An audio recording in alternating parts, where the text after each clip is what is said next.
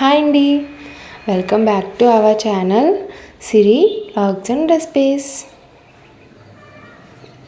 ఈరోజు ఈ వీడియోలో నేను అందరికీ నచ్చే విధంగా చికెన్ పులావ్ ఎలా చేయాలో చూపిస్తానండి. మీరు కానీ ఈ స్టైల్లో చికెన్ పులావ్ కానీ ట్రై చేస్తే ఖచ్చితంగా నచ్చుతుందండి మీకు.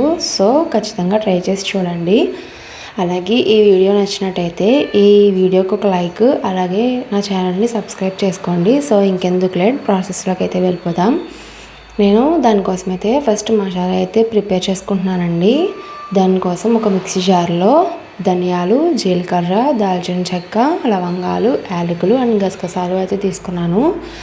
గసగసాలని డైరెక్ట్ మిక్సీ జార్లో వేస్తే గ్రైండ్ అవ్వవు కాబట్టి నేను వాటిని సపరేట్గా అయితే నూరుకుంటున్నానండి.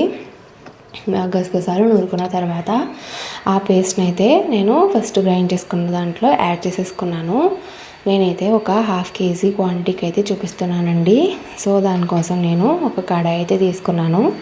దాంట్లో నీట్గా వాష్ చేసుకున్న చికెన్ అయితే వేసుకుని నెక్స్ట్ ఒక 2 స్పూన్స్ అల్లం వెల్లుల్లి పేస్ట్ అయితే వేసుకున్నానండి. అలాగే నేను ఇందాక గ్రైండ్ చేసుకున్న మసాలాని అయితే యాడ్ చేసుకున్నాను. నెక్స్ట్ కొద్దిగా పసుపు అయితే వేసుకోండి. అండ్ నేను ఒక 2 స్పూన్స్ కారం అయితే వేసుకుంటున్నాను. మీకు తగ్గ కారం మీరు వేసుకోండి. నేనైతే 2 స్పూన్స్ యాడ్ చేసుకున్నాను. నెక్స్ట్ 1.5 స్పూన్ సాల్ట్ అయితే వేసుకున్నానండి. ఎందుకంటే నెక్స్ట్ పులావ్లో కూడా సాల్ట్ వేస్తాం కదా. సో అందుకు ఇందులో నేను 1.5 స్పూన్ అయితే వేసుకున్నాను. నెక్స్ట్ కొద్దిగా కర్డ్, నేనైతే 3 స్పూన్స్ అయితే కర్డ్ వేసుకుంటున్నానండి. కర్డ్ వేసుకుంటే కర్రీ కొంచెం జ్యూసీగా అయితే వస్తుంది. అలాగే నేను ఒక హాఫ్ కాదు మీడియం సైజు లెమన్ అయితే తీసుకొని కట్ చేసుకొని లెమన్ అయితే స్క్వీజ్ చేసుకున్నానండి. నెక్స్ట్ ఒక 2 స్పూన్స్ ఆయిల్ అయితే యాడ్ చేసుకోండి. ఇప్పుడు నేను ఇక్కడ చూపిస్తున్నాను కదా, ఆ స్పూన్తో 2 స్పూన్స్ ఆయిల్ అయితే యాడ్ చేసుకున్నాను.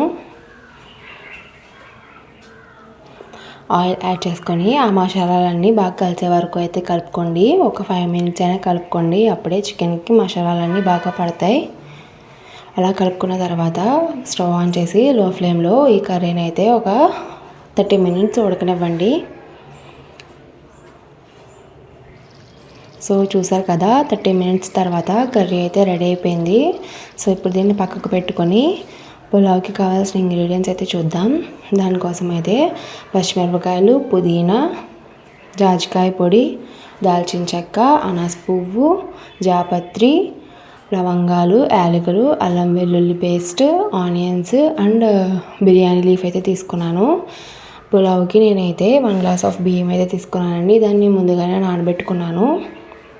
నెక్స్ట్ ఇంకొక కడాయి అయితే తీసుకొని అందులో ఆయిల్ అయితే యాడ్ చేసుకున్నానండి. ఆయిల్ మరిగిన తర్వాత అందులో ఫ్రెష్గా చేసుకున్న అల్లం వెల్లుల్లి పేస్ట్ అయితే వేసుకున్నాను. ఫ్రెష్గా చేసుకున్న అల్లం వెల్లుల్లి పేస్ట్ అయితే మనకి టేస్ట్ ఇంకా బాగుంటుంది. సో మ్యాక్సిమం ఫ్రెష్గా చేసుకున్న అల్లం వెల్లుల్లి పేస్ట్ వేసుకోవడానికే ట్రై చేయండి. ఆ పేస్ట్ని అయితే ఆయిల్లో కొంచెం వేగనివ్వండి. అలాగే నేను పులావ్కి కావాల్సిన వాటర్ నేను ముందుగానే బాయిల్ చేసుకుంటున్నాను. నేను 1 గ్లాస్ ఆఫ్ బియ్యం అయితే తీసుకున్నాను కదండి, దానికి నేను 2.5 గ్లాసెస్ వాటర్ అయితే వేస్తున్నాను. సో ఆ వాటర్ అయితే నేను ముందుగానే బాయిల్ చేసుకుంటున్నాను. నెక్స్ట్ అల్లం వెల్లుల్లి పేస్ట్ కొద్దిగా వేగిన తర్వాత బిర్యానీ స్పైసెస్ అన్నీ వేసేసి అల్లం వెల్లుల్లి పేస్ట్తో పాటు ఇవి కూడా కాసేపు ఫ్రై చేయండి.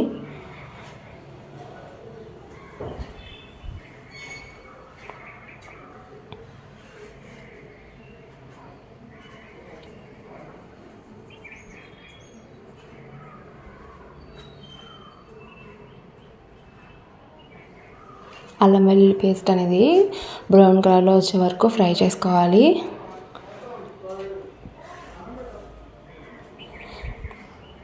సో చూసారు కదా, బ్రౌన్ కలర్లో అయితే వచ్చింది. నెక్స్ట్ ఇప్పుడు అందులో పుదీనా, పచ్చిమిరపకాయలు అండ్ ఆనియన్స్ అయితే యాడ్ చేసుకుంటున్నాను. ఆనియన్స్ కొంచెం మెత్తగా మగ్గే వరకు అయితే ఫ్రై చేసుకోండి.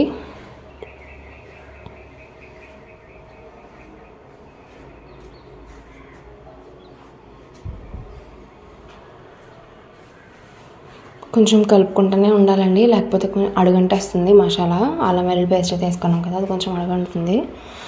సో ఉల్లిపాయలు అయితే వేగిపోయినాయి. ఇప్పుడు నెక్స్ట్ ఇందాక నానబెట్టుకున్నాను కదండి, 1 గ్లాస్ ఆఫ్ బియ్యం అయితే తీసుకొని నానబెట్టుకున్నాను కదా, అవి అయితే వేసుకుంటున్నాను. బియ్యం వేసిన తర్వాత కూడా ఒకసారి అటు ఇటు కలుపుకోండి.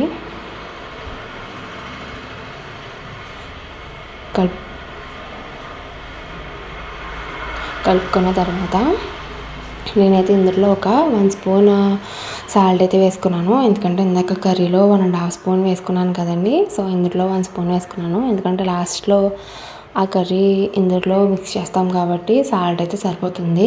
సో నేను ఇందులో 1 స్పూన్ అయితే సాల్ట్ వేసుకున్నాను. సాల్ట్ వేసుకున్నాం కాబట్టి ఒకసారి అయితే కలుపుకోండి. నెక్స్ట్ నేనైతే 1 స్పూన్ గీ యాడ్ చేసుకుంటున్నానండి. గీ యాడ్ చేసుకోవడం వల్ల పులావ్కి అయితే టేస్ట్ ఇంకా బాగుంటుంది. సో మీరు ఎప్పుడూ ట్రై చేయకపోతే ఒకసారి ఇలా ట్రై చేయండి, ఖచ్చితంగా నచ్చుతుంది.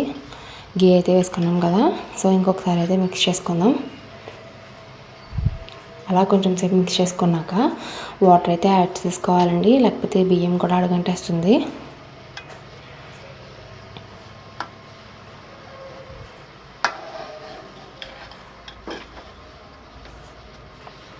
మసాలాలన్నీ బియ్యంతో పాటు అన్నీ బాగా కలిసే వరకు మిక్స్ చేసుకోండి.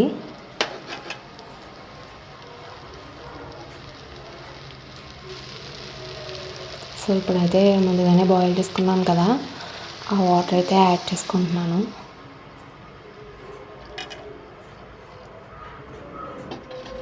మీరు ఇందులో వీలైతే కొద్దిగా ఇప్పుడు ఆయిల్ కూడా యాడ్ చేసుకోండి, అప్పుడు ఇంకా కొంచెం పలుకులుగా వస్తుంది బిర్యానీ. సారీ అండి, బిర్యానీ కాదు పులావ్, బిర్యానీ అని వచ్చేస్తుంది నాకు. సో అలా వేసుకొని కలుపుకున్న తర్వాత అలా అదొక టిప్ అండి, మధ్యలో అలాగ ఏదైనా పెట్టి మూత పెడితే మీకు వాటర్ పైకి రాకుండా ఉంటాయి. అలా రైస్ ఒక 80% కుక్ అయిన తర్వాత మనం ముందుగా చేసుకున్న చికెన్ అయితే ఇందులో యాడ్ చేసేసుకోండి. ఒక 80% అయితే కుక్ అనిచ్చామండి రైస్. నెక్స్ట్ అందులో చికెన్ అయితే యాడ్ చేసుకొని ఒకసారి పైకి కిందకి బాగా కలిసే వరకు అయితే కలుపుకోండి.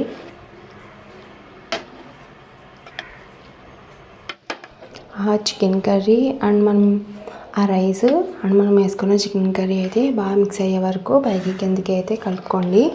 కలుపుకున్న తర్వాత ఒక మూత పెట్టుకొని ఒక 10 minutes అయితే అలా వదిలేయండి. లో ఫ్లేమ్లో అలా వదిలేయండి, హై ఫ్లేమ్ అయితే అడుగంటేస్తుంది. సో ఇప్పుడైతే ఒకసారి చూద్దాం కుక్ అయిందో లేదో.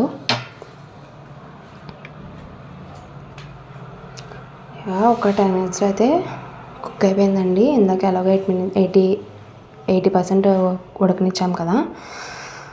సో టేస్టీ పులావ్ అయితే రెడీ అయిపోయిందండి. సో ఈ వీడియో నచ్చినట్టయితే ఈ వీడియోకి ఒక లైక్, అలాగే నా ఛానల్ని అయితే సబ్స్క్రైబ్ చేసుకోండి. So thank you for watching this video.